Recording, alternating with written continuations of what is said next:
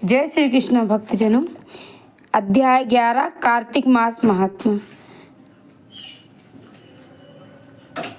गृहस्थ आश्रम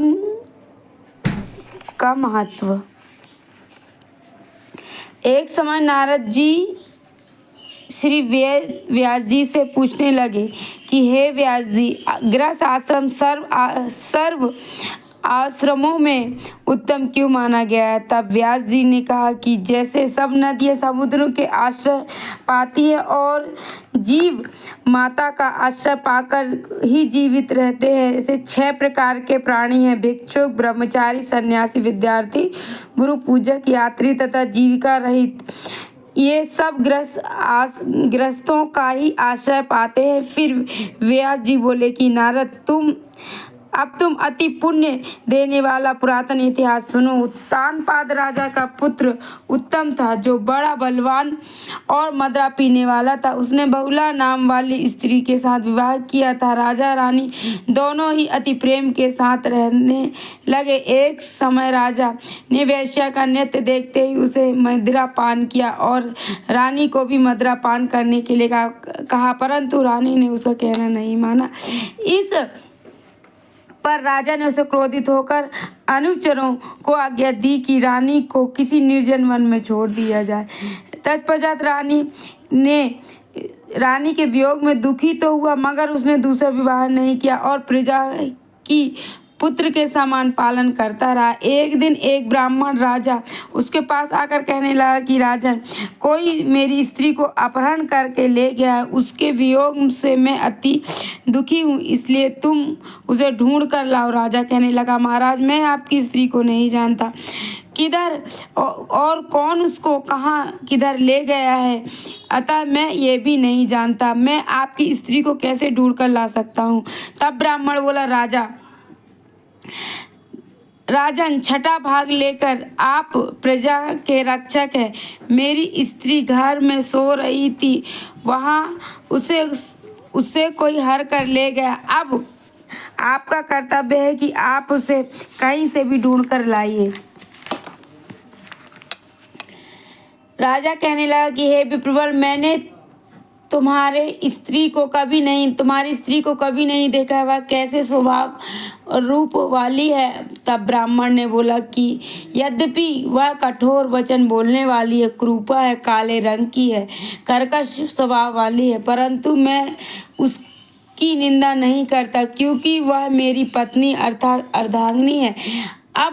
तब राजा कहने लगा कि जब तुम्हारी पत्नी कुरूपा है, क्रूर स्वभाव वाली है, तो तुम उसे लेकर क्या करोगे। मैं तुम्हें अति सुंदर कल्याणकारी दूसरी स्त्री लाकर दे सकता हूँ। ब्राह्मण कहने लगा कि हे राजन, मेरी स्त्री मेरे धर्म और कर्म दोनों की अर्धांगिनी है, उसकी रक्षा करना मेरा परम कर्तव्य है। जो पति अपनी स्त्री की रक्षा नहीं करते हैं, वे वर्ण संकरी संतान उत्पन्न करते हैं और फिर पितर नरकवास हो जाते हैं। जो मनुष्य वेश्यागामी होता है, उसका कल्याण नहीं होता है। जो मनुष्य ऋतु काल के पश्चात अपनी स्त्री के साथ नहीं रहता है, उसके पितर 1 मास तक उसके रुधिर में तैरते हैं। ब्राह्मण के ऐसे वचन सुनकर राजा कहने लगा, अपने शस्त्र लेकर रथ पर सवार हुआ और चारों ओर घूम फिर कर उस स्त्री की खोज करने लगा। कुछ दूर जाकर उसने एक आश्रम देखा, जहाँ एक महान तेजस्वी ऋषि कुशा के आसन पर विराजमान थे। राजा को देखकर उस ऋषि ने राजा को कोई आदर सत्कार नहीं किया और बोला, मैं जानता हूँ कि तुम उत्तानपाद के पुत्र हो, मगर तुम यहाँ किस कारण से आए हो। राजा कहने लगा कि ब्राह्मण के घर से कोई उसकी स्त्री को हर ले गया है, मैं उसकी खोज में इधर आया हूँ, परंतु अर्घ आदि कुछ भी नहीं दिया आपने, ना ही किसी प्रकार का सत्कार किया है, इसका क्या कारण है। ऋषि ने उत्तर दिया, राजन, तुम अर्ध योग नहीं हो, इस समय उसके पात्र नहीं हो, क्योंकि तुमने अपनी निरपराध स्त्री को वन में त्याग दिया है, जहाँ वह स्त्री धर्म है कि वह तन मन से अपने पति की सेवा करके जहाँ पत्नी का धर्म है कि वह अपने पति की तन मन से सेवा करे, वहीं उसके पति का भी कर्तव्य है कि वह उसके पुरुष का भी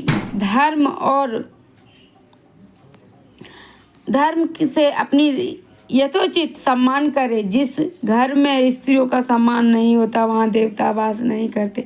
जहाँ स्त्रियों का आदर नहीं होता वहाँ कभी सुख शांति नहीं रहती। इतना सुन राजा लज्जा युक्त होकर पूछने लगा कि भगवान, आप भूत भविष्य और वर्तमान तीनों काल को जानने वाले हैं, इसलिए कृपा करके बताइए कि उस ब्राह्मण की स्त्री को कौन और कहाँ हर कर ले गया। ऋषि कहने लगे कि हे राजन, अदिति का पुत्र बालाक नाम का राक्षस वह ब्रह्माणी को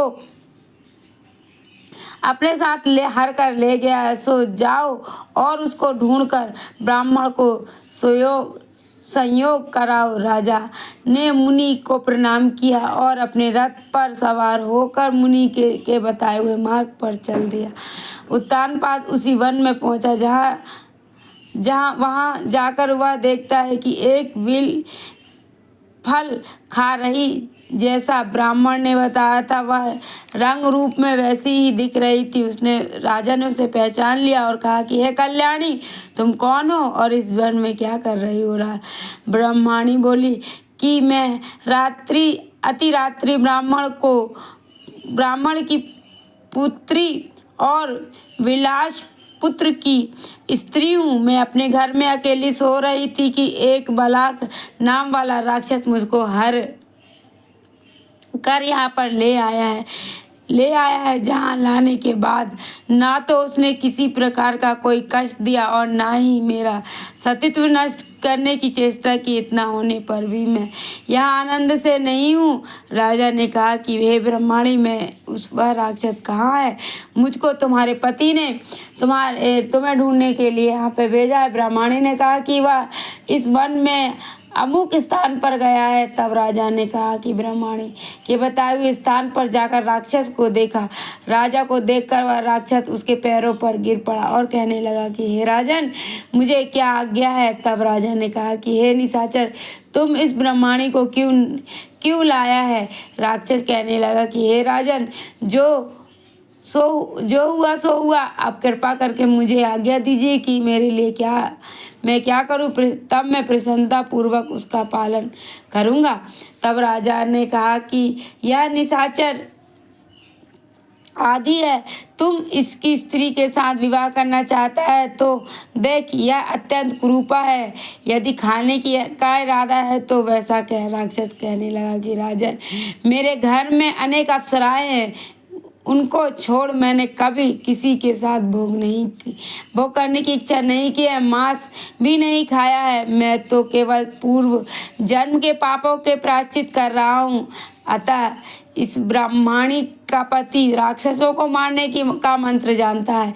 अतः जब हम यज्ञ का अन्न ग्रहण करने के लिए जाते हैं तो वह हमको वहाँ से भगा देता है, क्योंकि सब यज्ञों का वही आचार्य बनता है। इस कारण उस